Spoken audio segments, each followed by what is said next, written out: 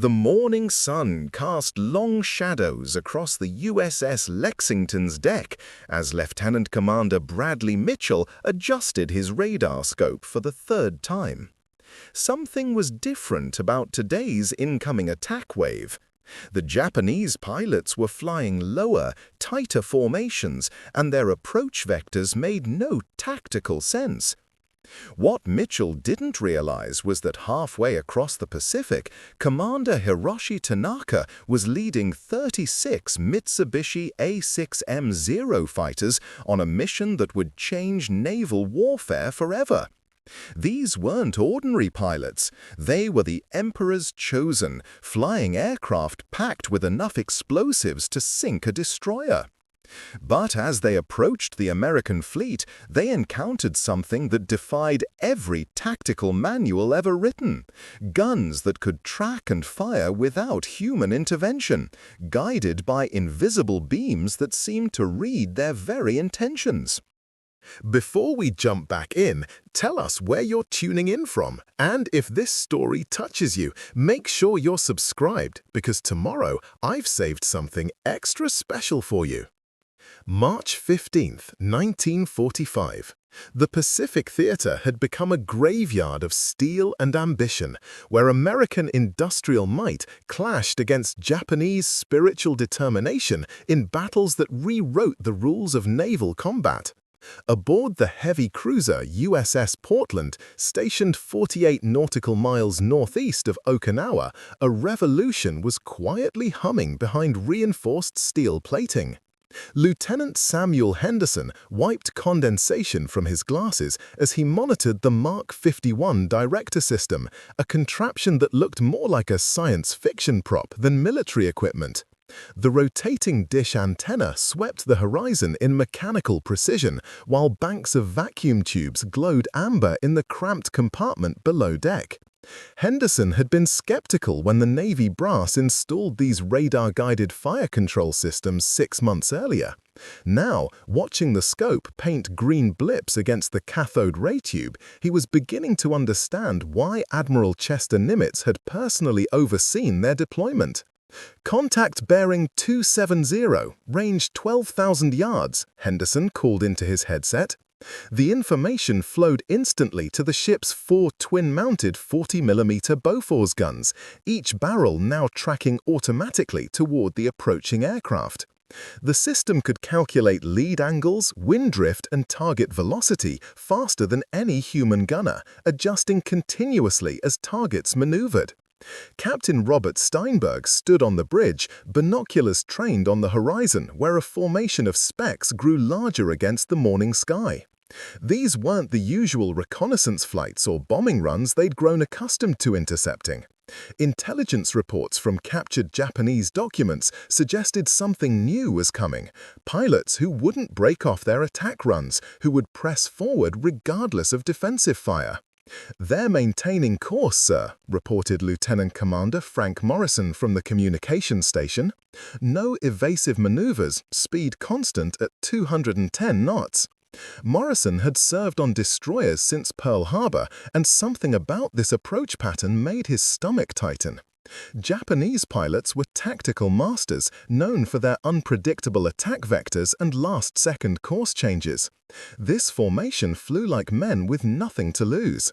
The radar operators throughout the fleet began reporting similar contacts.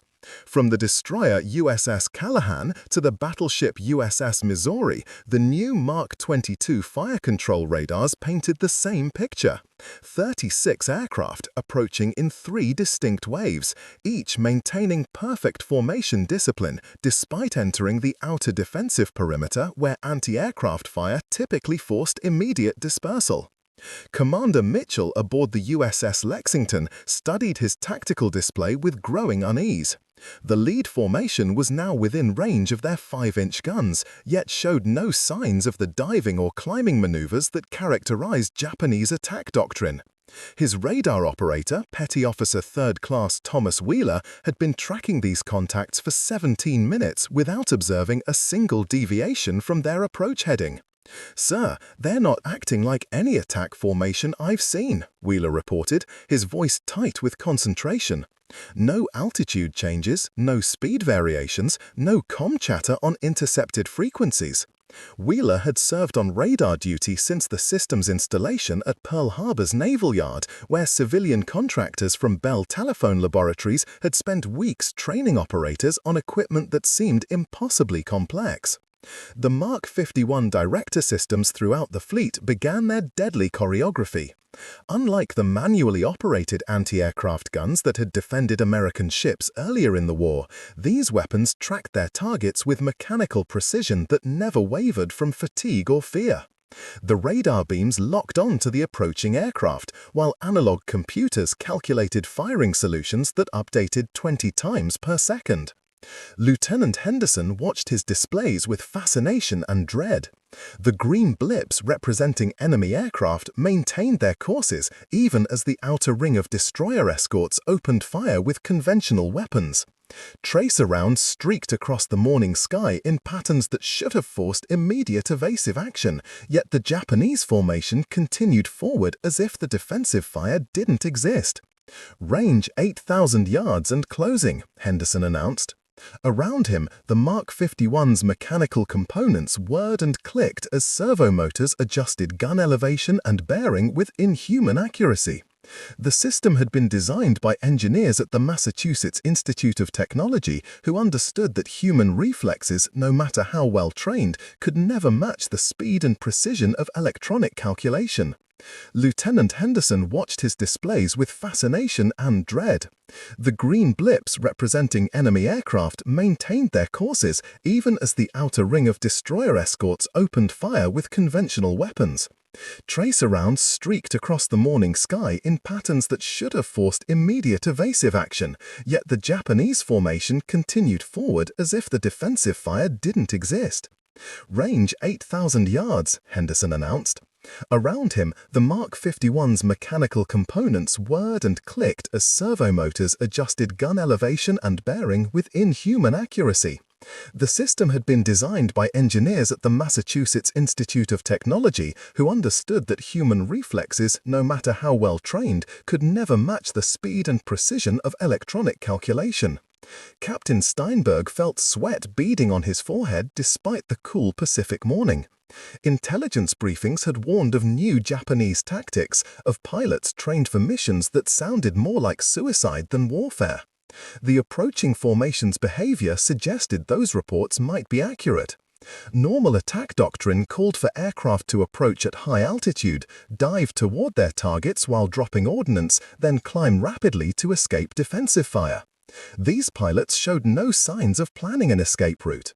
The first 40mm rounds left their barrels as the lead Japanese aircraft crossed the 7,000-yard threshold. The Mark 51 system fired in controlled bursts, each shell following a ballistic path calculated to intersect the target's future position rather than its current location. The rounds exploded in precise aerial patterns that had been impossible to achieve with manually aimed weapons.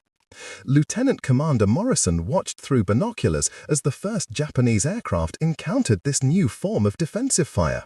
Instead of the wild spray of tracer rounds that characterized earlier anti-aircraft engagements, these shells exploded in geometrically perfect clusters that seemed to anticipate each pilot's next move.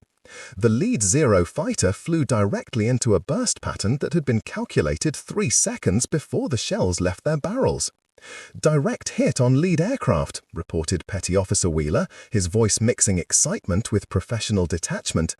The Japanese plane tumbled toward the ocean, trailing smoke and debris, but the formation behind it maintained course without deviation. This behavior contradicted every tactical manual Wheeler had studied during his naval training.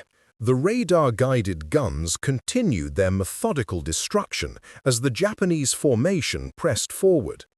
Each aircraft that entered the engagement zone faced defensive fire that tracked its movements with mechanical precision, adjusting continuously for changes in speed, altitude, and heading. The Mark 51 directors throughout the fleet operated independently, creating overlapping fields of fire that left no safe corridor for approaching aircraft. Commander Mitchell studied the tactical situation with growing amazement and horror. The Japanese pilots were flying directly into defensive fire that should have forced immediate retreat or evasive maneuvers. Yet aircraft after aircraft maintained course toward the American fleet, even as their companions fell into the Pacific around them. The radar scopes painted a picture of an attack that resembled mass suicide more than military tactics. The mechanical precision of the radar-guided guns created a deadly mathematics that human pilots couldn't overcome through skill or courage alone. Each shell was fired along a trajectory calculated by analog computers that processed target information faster than any human brain could analyze it. The system eliminated the human factors that had allowed skilled pilots to survive anti-aircraft fire through unpredictable maneuvering and split-second timing. Lieutenant Henderson watched his equipment track the remaining Japanese aircraft with relentless efficiency. The Mark 51 system operated without emotion, fear, or hesitation, qualities that had defined aerial combat since the Wright brothers first took flight. These machines reduced air warfare to pure mathematics, where pilot skill mattered less than ballistic calculations and electronic precision. As the surviving Japanese aircraft pressed closer to the fleet, their true intentions became clear to every American sailor watching the engagement unfold. Commander Hiroshi Tanaka felt the familiar weight of his ceremonial headband beneath his leather flight helmet as his Zero fighter cut through the Pacific air at 8,000 feet. Behind him, 23 aircraft remained from the original formation of 36, losses that would have been catastrophic in conventional warfare but were simply the expected cost of their sacred mission. The white silk around his forehead bore calligraphy from his village priest. 7 lives for the Emperor. Today, he would need only 1. The American fleet spread before them like a collection of steel islands, their gray hulls cutting white wakes through deep blue water. Tanaka had studied reconnaissance photographs of these ships for weeks, memorizing their silhouettes and defensive positions. The heavy cruiser USS Portland would be his target, its radar masts and communication arrays making it a priority for elimination. What those photographs hadn't shown was the strange rotating dishes mounted on several vessels, equipment that looked nothing like the traditional range-finding gear he'd encountered in previous engagements. Lieutenant Kenji Yamamoto, flying off Tanaka's starboard wing, pressed his radio transmitter. "Commander, the defensive fire patterns are unlike anything from our training exercises." Yamamoto had survived 18 combat missions over the Solomon Islands, making him one of the most experienced pilots in their formation. His voice carried confusion rather than fear. The Americans were firing with precision that seemed impossible for manually operated weapons.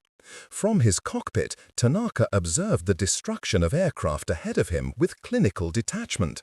The anti-aircraft bursts weren't appearing in random clusters as they had during previous engagements. Instead, the explosions formed geometric patterns that intersected exactly where his pilots would be 3 seconds later. It was as if the American gunners could predict the future of maneuvering aircraft.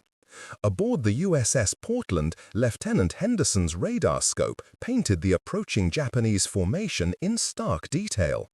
The Mark 51 system tracked each aircraft individually, assigning targeting priorities based on approach vectors and threat assessment algorithms programmed by Bell Labs engineers. The computer could process information from multiple radar feeds simultaneously, creating a 3-dimensional picture of the battle space that no human operator could visualize it. 14 targets remaining, range 4,000 yards, Henderson reported.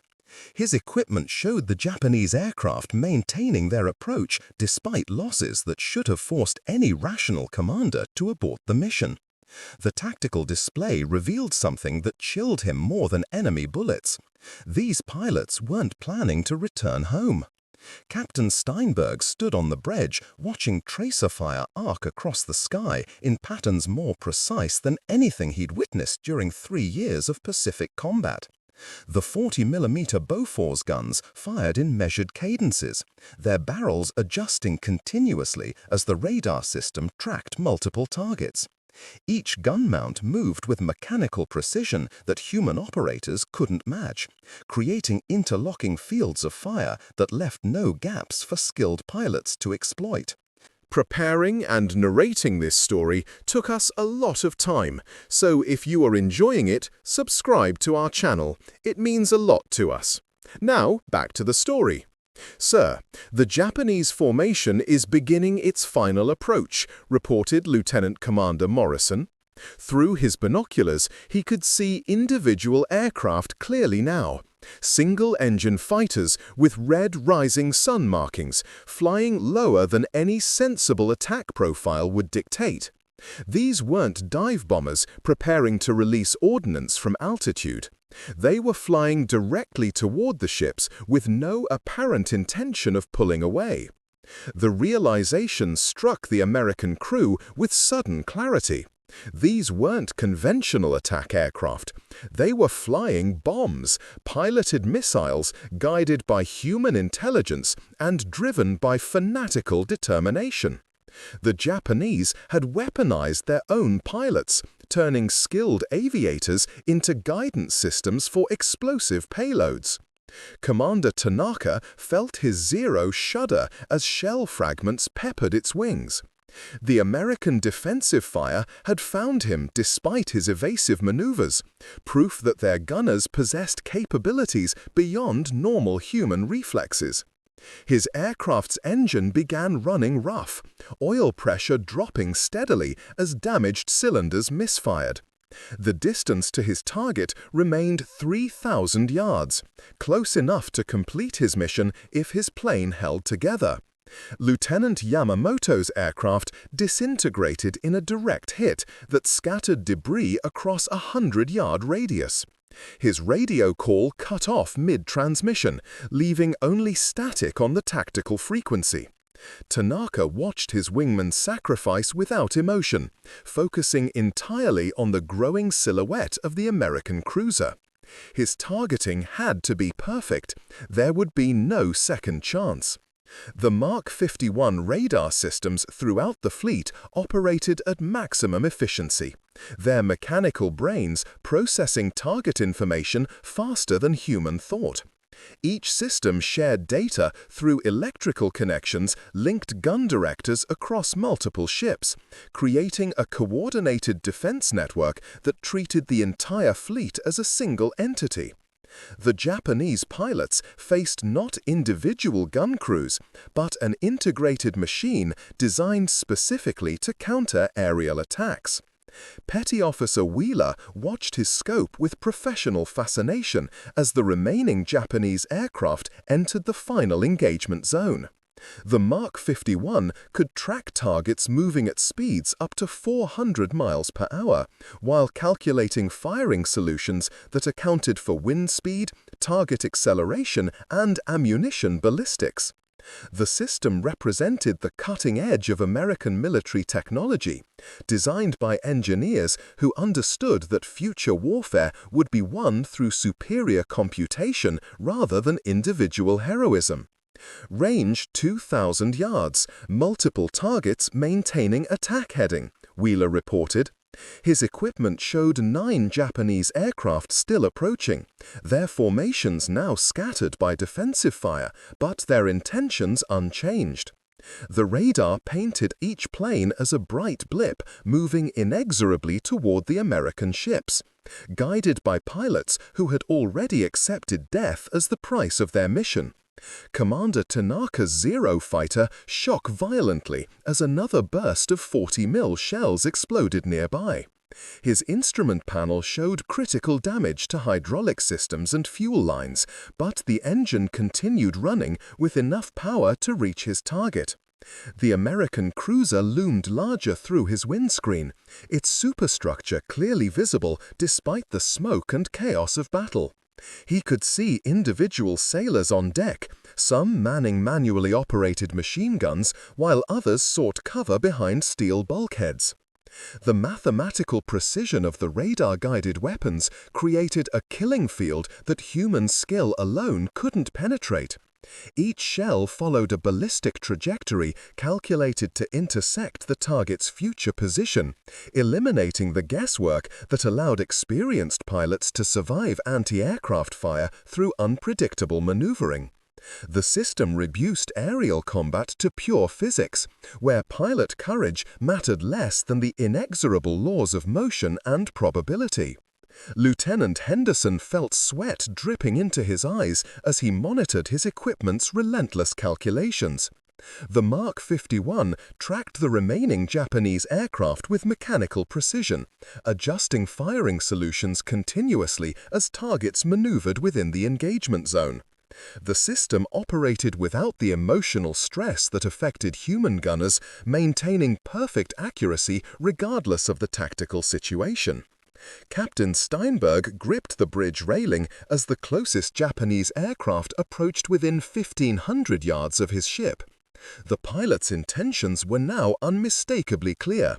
This was a suicide attack, a human-guided missile that would detonate on impact with enough explosive force to cripple or destroy his vessel. The radar-guided guns represented their only defense against an enemy who couldn't be deterred by the threat of death. The final phase of the engagement was about to begin, where American technology would face Japanese spiritual determination in a collision that would determine whether radar-guided weapons could stop pilots who had already embraced martyrdom. The USS Portland's deck plates vibrated beneath Lieutenant Henderson's feet as the ship's engines pushed maximum power through the turbines. Captain Steinberg had ordered emergency speed and evasive maneuvers, trying to complicate the targeting calculations of the approaching Kamikaze aircraft. But the Mark 51 radar system compensated automatically for the ship's motion, its gyroscopic stabilizers keeping the gun directors locked onto their targets regardless of the vessel's movement through heavy Pacific swells. Commander Tanaka nursed his damaged Zero through a shallow diving turn, black smoke trailing from his engine cowling where shell fragments had punctured oil lines. His aircraft responded sluggishly to control inputs, the hydraulic systems failing as pressure dropped throughout the damaged airframe. Through his cracked windscreen, he could see the American cruiser growing larger, its angular superstructure now filling his field of vision. The ship's evasive maneuvers wouldn't save it. His approach angle remained true despite the vessel's desperate course changes. In the radar compartment below deck, Petty Officer 3rd Class Daniel Brooks monitored backup tracking systems that provided redundant coverage of the engagement zone. Brooks had joined the Navy straight from his electrical engineering studies at Carnegie Mellon University, where professors had described theoretical applications of radio wave technology that seemed like science fiction. Now those theories guide weapons that could track multiple targets simultaneously while calculating interception courses that accounted for dozens of variables.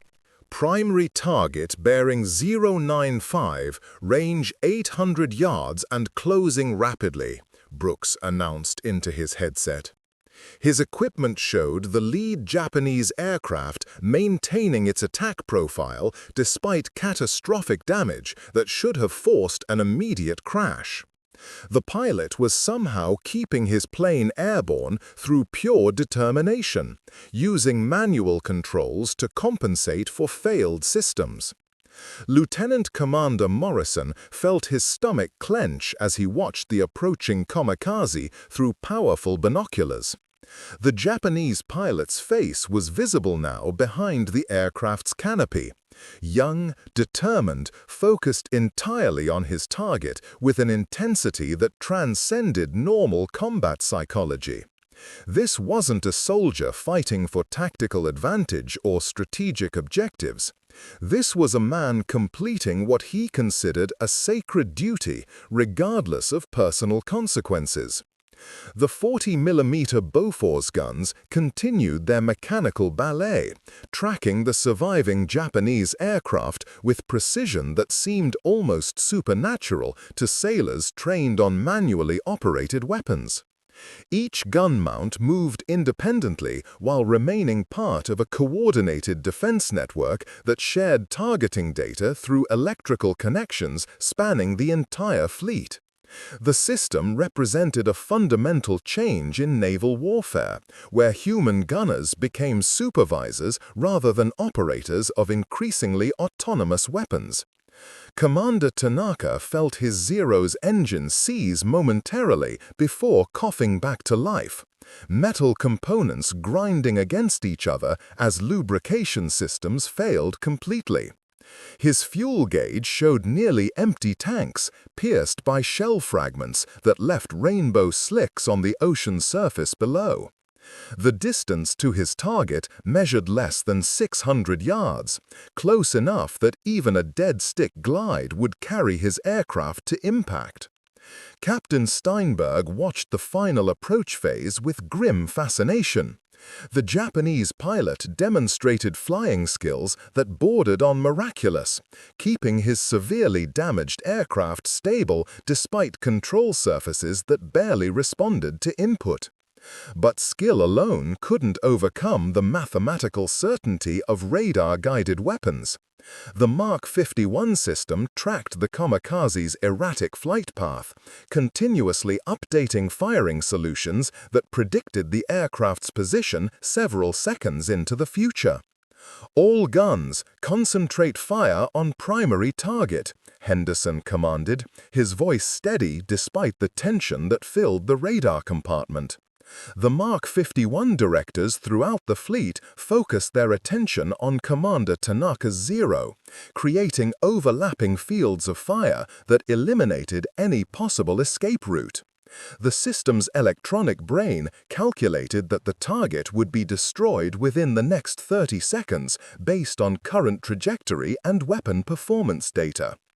Lieutenant Yamato Sato, flying the second Kamikaze aircraft, watched his commander's plane absorb hit after hit while somehow maintaining its attack course. Sato's own Zero had taken damage to its port wing, where a 40mm shell had torn through the aircraft's structure without detonating. His controls felt heavy and unresponsive, but his engine ran smoothly enough to complete the mission. The American destroyer USS Callahan filled his gun sight, its sleek lines and modern radar equipment making it a valuable target for elimination. The technological superiority of the American defense systems became apparent in ways that transcended simple firepower.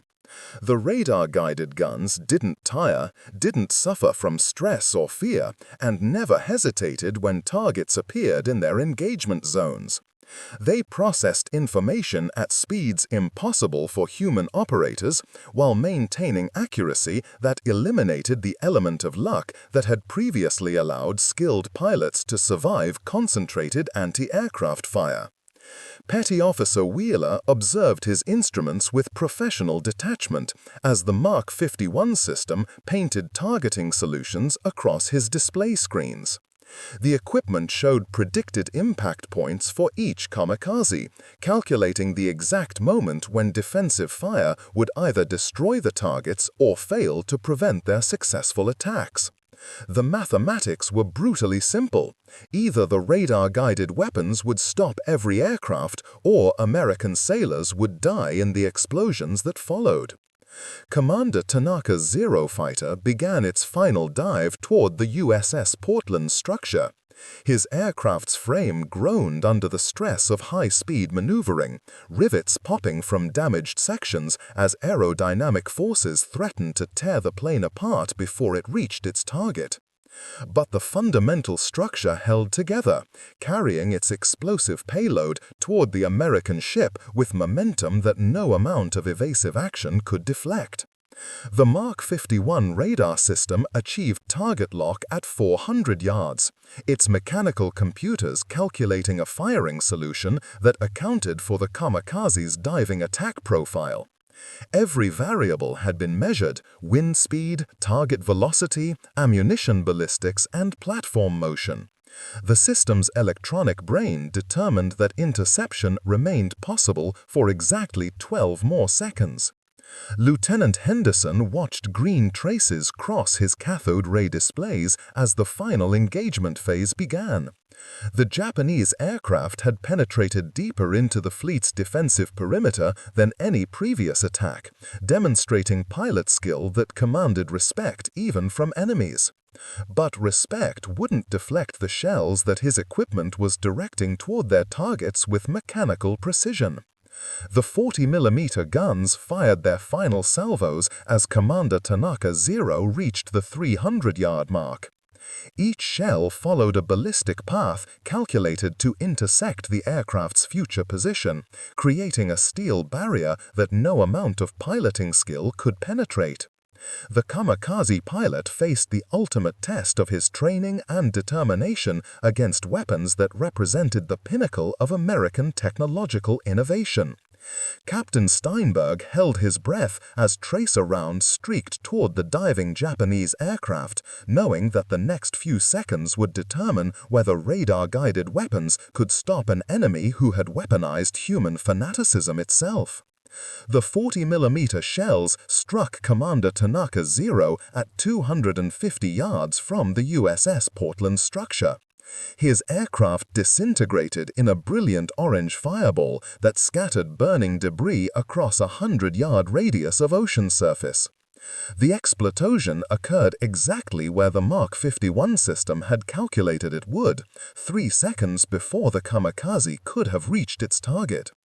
Tanaka's sacrifice ended not in the glorious impact he had envisioned, but in empty water that extinguished his burning fuel within moments.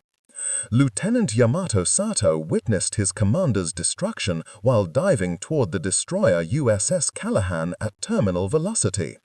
His own Zero had sustained additional damage during the approach, with control cables severed and his rudder jammed in a partial left turn.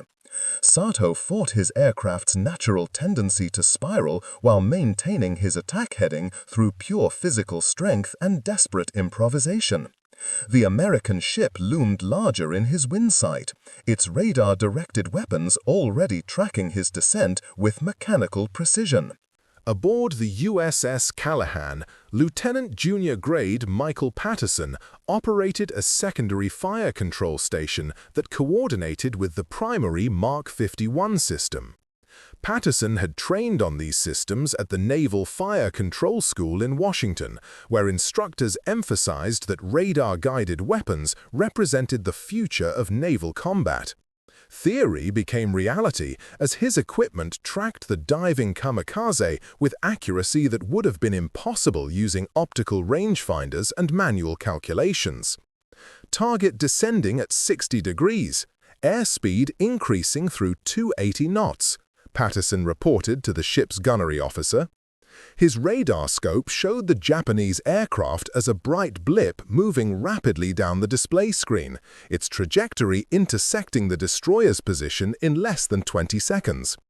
The Mark 51 system had already calculated optimal firing angles for the ship's twin 40mm mounts, adjusting continuously as the target speed increased during its dive. Captain James Fitzgerald stood on the Callahan's bridge watching tracer fire streak upward toward the diving Kamikaze. Unlike the random spray patterns of manually aimed weapons, these rounds followed precise ballistic curves that converged on the aircraft's predicted future position. The radar system eliminated human error from the equation, reducing anti-aircraft gunnery to pure mathematics and engineering precision. Lieutenant Sato felt his Zero shudder as shell fragments peppered its fuselage, but the aircraft's structure remained intact enough to continue the dive. His altimeter spun rapidly downward as gravity accelerated his descent beyond the aircraft's design limitations. Control surfaces began to flutter dangerously as aerodynamic forces exceeded the Zero's structural tolerances. But Sato maintained his grip on the stick through muscular determination that bordered on superhuman strength. The Mark 51 system aboard the USS Callahan achieved final target lock at 150 yards. Every mechanical component operated at maximum efficiency, servo motors adjusting gun elevation, analog computers calculating shell trajectories, and radar dishes tracking the target's movement with precision measured in fractions of degrees. The system represented thousands of hours of engineering development compressed into a few seconds of lethal application. Petty Officer Second Class Anthony Rodriguez monitored backup tracking systems from the destroyer's Combat Information Center. Rodriguez had served on manually operated anti-aircraft guns earlier in the war, where successful hits against fast-moving targets required exceptional skill and considerable luck. The radar-guided weapons transformed that equation, making accurate fire control a matter of mechanical precision rather than human marksmanship. Final firing solution locked. All systems green, Rodriguez announced into his headset. His equipment showed the Kamikaze aircraft entering the point-blank engagement zone where radar-guided weapons achieved maximum effectiveness. At this range, the Mark 51 system could place shells within a 3-foot radius of any target moving at speeds up to 400 miles per hour. Lieutenant Sato's Zero entered its terminal dive phase as the American destroyer's superstructure filled his entire field of vision. His aircraft vibrated violently as damaged components failed under extreme stress, but the fundamental airframe held together long enough to complete his mission. The distance to impact measured less than 100 yards, close enough that even catastrophic structural failure wouldn't prevent his aircraft from reaching the target. The final salvo of 40mm shells left their barrels as Sato's Kamikaze crossed the 75-yard threshold. Each projectile followed a trajectory calculated by analog computers that processed target information faster than human thought.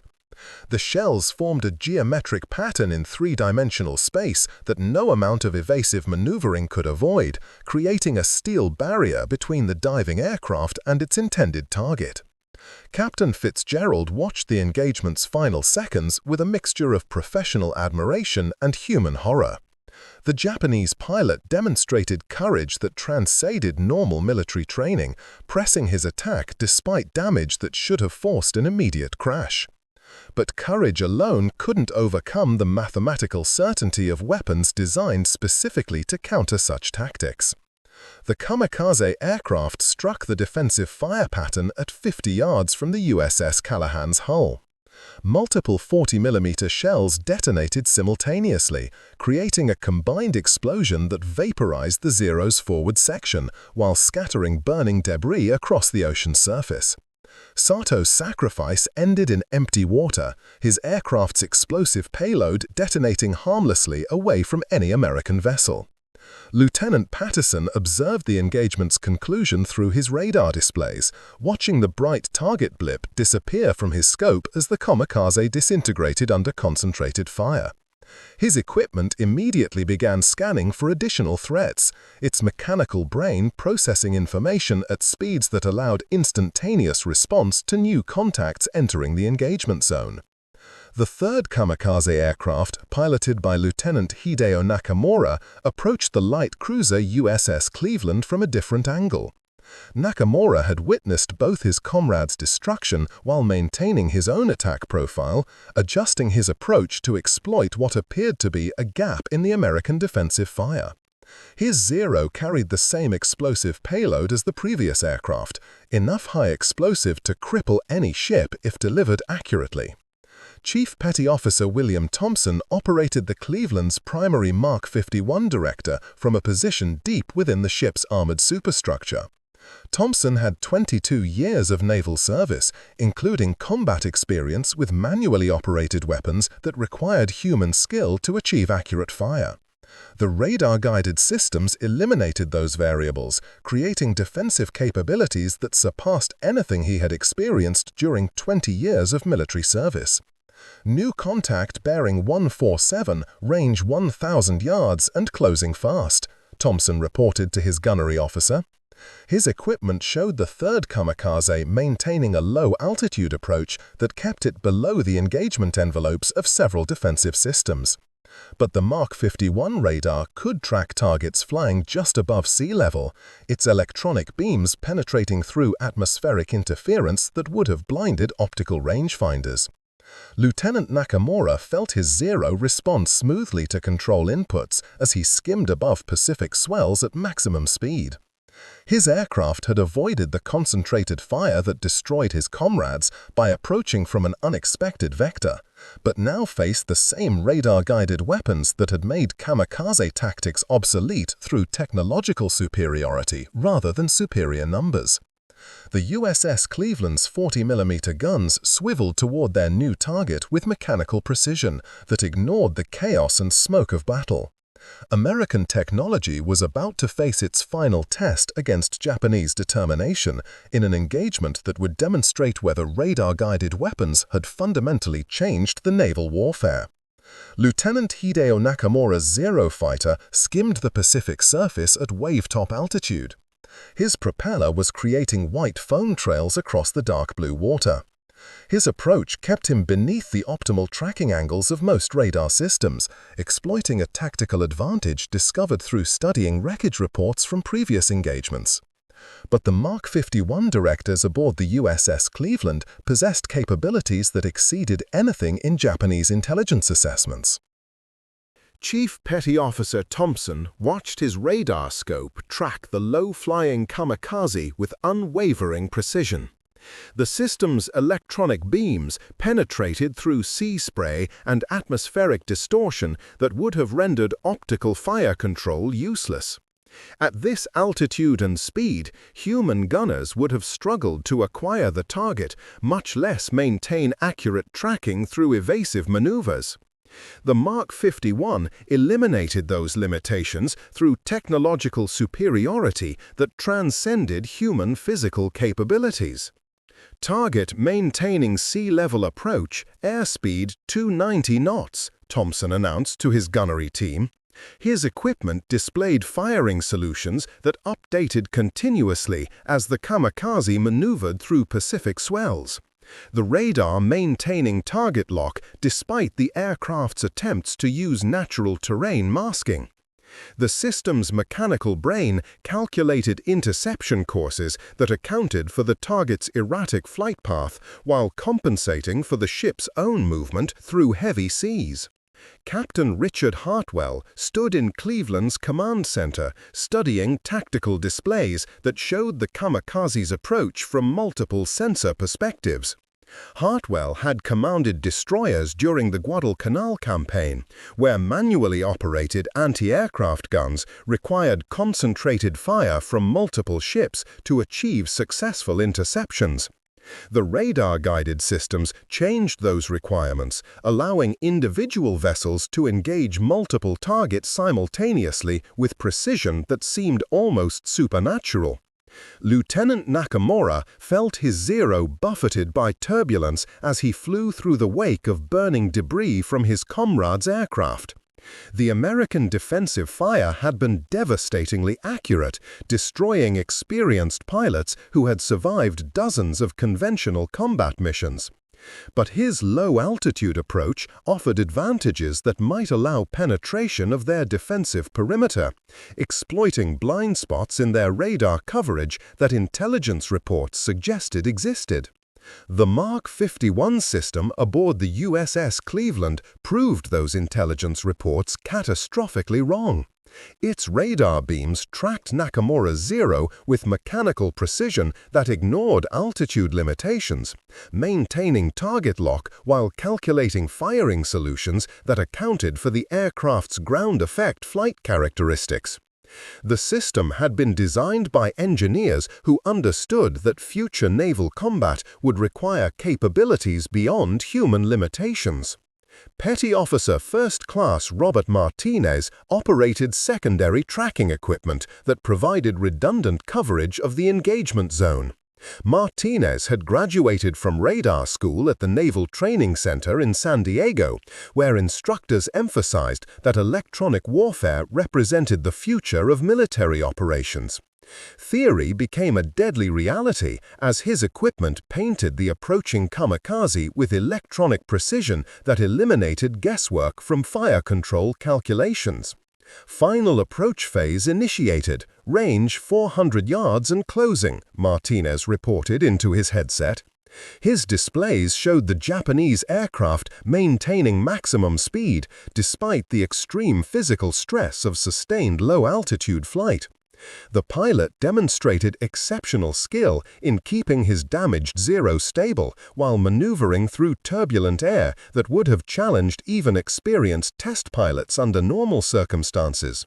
The Cleveland's twin 40mm gun mounts swiveled towards their target with mechanical precision that operated independently of human emotion or fatigue. Each barrel moved according to electrical signals generated by analog computers that processed target information faster than conscious thought. The system represented the culmination of American industrial engineering, combining theoretical physics with practical manufacturing to create weapons that surpassed human capabilities in every measurable category. Lieutenant Nakamura pulled his Zero into a climbing turn that brought him above the sea-skimming altitude he had maintained during his approach. His target, the Cleveland's radar-equipped superstructure, now lay directly ahead at a range that guaranteed successful impact regardless of defensive fire.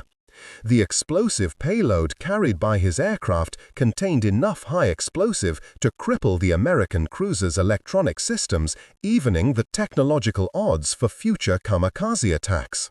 The Mark 51 radar system tracked Nakamura's climbing maneuver with electronic precision that ignored altitude limitations, maintaining target lock while calculating firing solutions that accounted for the aircraft's ground effect flight characteristics. The system had been designed by engineers who understood that future naval combat would require capabilities beyond human limitations. Petty Officer First Class Robert Martinez operated secondary tracking equipment that provided redundant coverage of the engagement zone. Martinez had graduated from radar school at the Naval Training Center in San Diego, where instructors emphasized that electronic warfare represented the future of military operations. Theory became a deadly reality as his equipment painted the approaching kamikaze with electronic precision that eliminated guesswork from fire control calculations. Final approach phase initiated, range 400 yards and closing, Martinez reported into his headset. His displays showed the Japanese aircraft maintaining maximum speed despite the extreme physical stress of sustained low-altitude flight. The pilot demonstrated exceptional skill in keeping his damaged Zero stable while maneuvering through turbulent air that would have challenged even experienced test pilots under normal circumstances. The Cleveland's twin 40mm gun mounts swiveled towards their target with mechanical precision that operated independently of human emotion or fatigue. Each barrel moved according to electrical signals generated by analog computers that processed target information faster than conscious thought.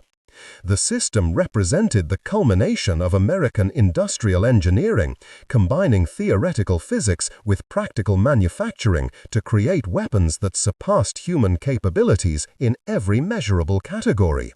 Lieutenant Nakamura pulled his Zero into a climbing turn that brought him above the sea-skimming altitude he had maintained during his approach.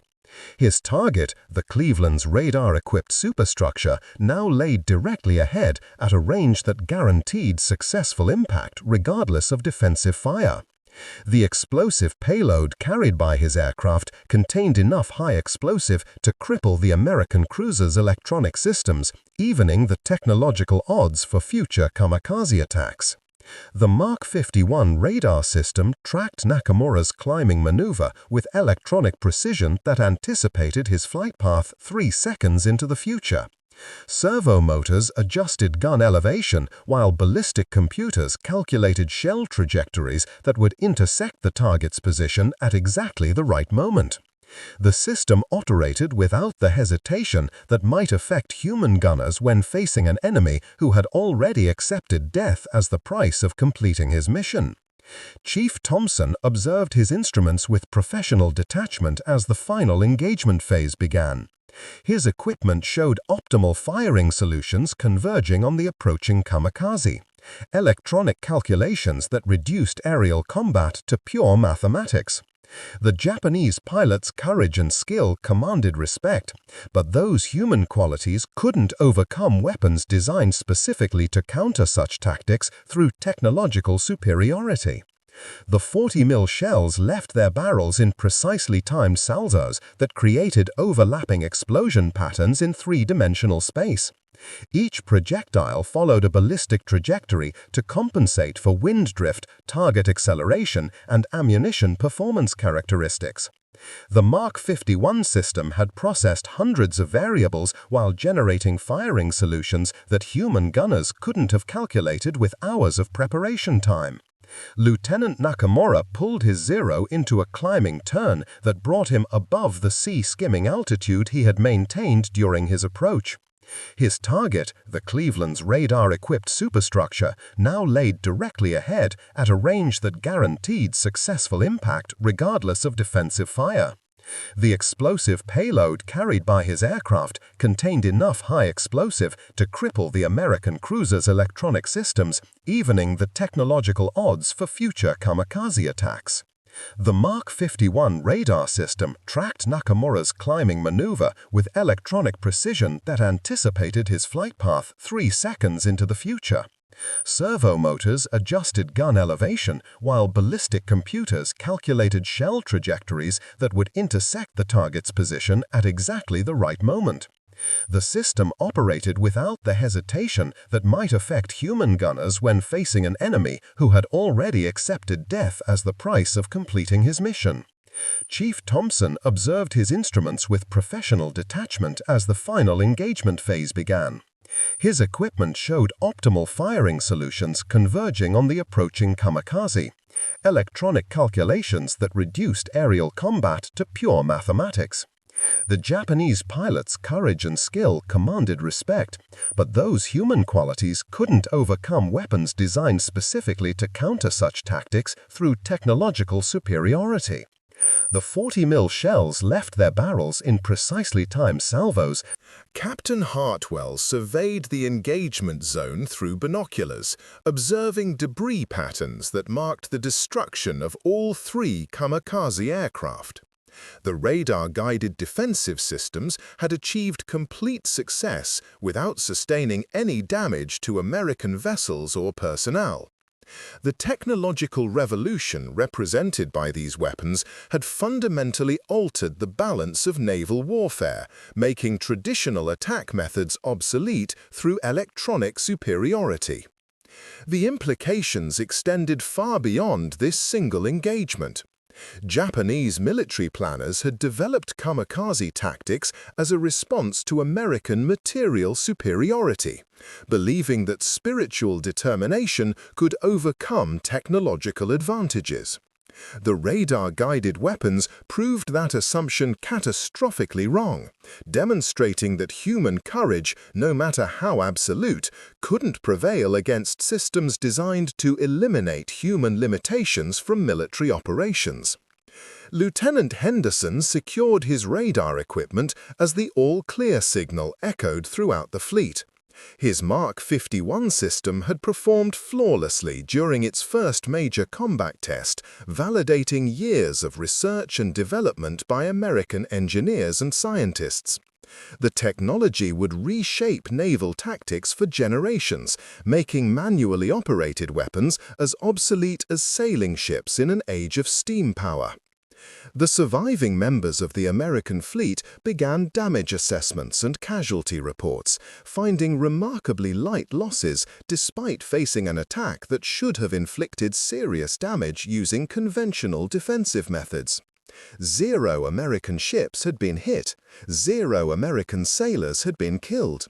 The radar-guided weapons had achieved complete defensive success against an enemy tactic that had previously proven devastatingly effective. As the Pacific morning sun climbed higher above the engagement zone, it illuminated an ocean where burning aviation fuel slowly dissipated into natural blue water. 3 Japanese pilots had died attempting to fulfill their sacred duty, while American technology had demonstrated capabilities that would define the future of warfare. The age of radar-guided weapons had begun, forever changing the relationship between human determination and mechanical precision in military conflict. Up next, you've got two more standout stories right on your screen. If this one hits the mark, you won't want to pass these up. Just click and check them out. And don't forget to subscribe and turn on the notification bell so you don't miss any upload from us.